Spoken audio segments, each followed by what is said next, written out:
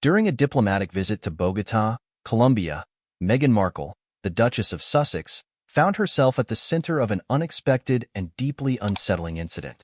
Accompanied by Prince Harry, Meghan attended a meeting with Colombia's Vice President, Francia Márquez, a prominent figure known for her strong stance on social equality.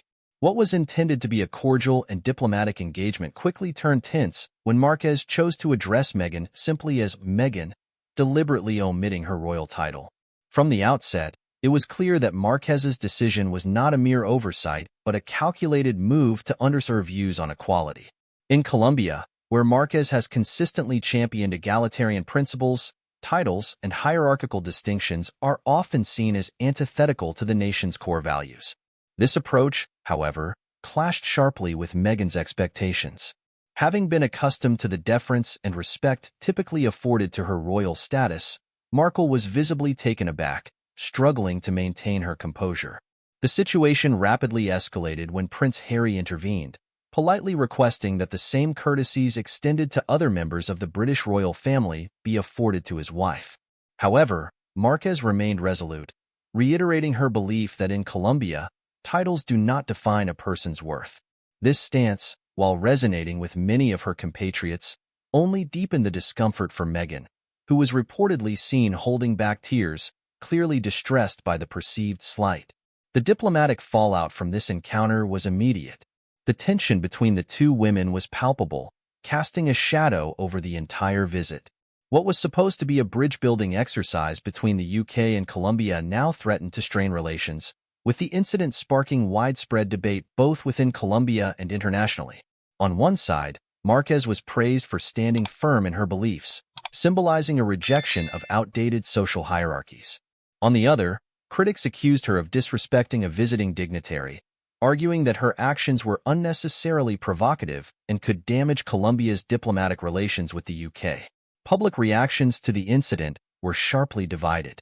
Supporters of Márquez lauded her for challenging the norms and refusing to bow to royal protocols, viewing her actions as a bold statement against inequality. In contrast, Meghan's supporters expressed outrage, interpreting Márquez's behavior as a personal attack on the Duchess's dignity and a disregard for diplomatic decorum. As news of the encounter spread, it ignited a global conversation about the role and relevance of royal titles in the modern world. The debate extended beyond the immediate diplomatic implications, touching on broader issues of privilege, respect, and the lingering influence of colonialism. For many, the incident highlighted the ongoing struggle between tradition and progress, raising questions about whether royal titles should command the same level of respect in a world increasingly oriented towards equality. In the aftermath, concerns have been raised about the long-term impact on UK-Colombia relations. While no official statements have been made by either government, the tension created by this encounter could have repercussions in future diplomatic engagements.